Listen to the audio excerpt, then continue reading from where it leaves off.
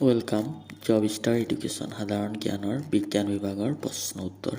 1 number পমোলজি কিহৰ সৈতে সম্পৰ্কিত অধ্যয়ন ফলৰ সৈতে 2 নম্বৰ শৰীৰৰ আটাইতকৈ দীঘল হাড় কোনটো উত্তৰ উৰুৰ হাড় ফিমৰ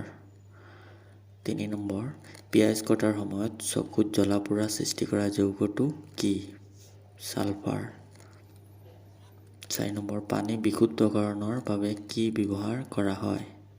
এলম 5 নম্বৰ মানৱ শৰীৰৰ আটাইতকৈ ডাঙৰ মিশ্ৰগ্ৰন্থি কোনটো অগ্ন্যাশয় পেনক্ৰিজ 6 নম্বৰ আইৰণৰ অভাৱত মানৱ শৰীৰত কি হয় ৰক্তহীনতা এনিমিয়া হয় 7 নম্বৰ উৰিব পৰা বেলুনত কি গেছ পোৱা যায় হিলিয়াম 8 নম্বৰ বায়ুমণ্ডলত ডাৱৰ কিহে ভাহি থাকে কিয় ভাহি থাকে নিম্ন ঘনত্ব অৰ্থাৎ লো ডেন্সিটিৰ কাৰণে 9 নম্বৰ কোন প্ৰাণীৰ শৰীৰত নিউক্লিয়াছ নাথাকে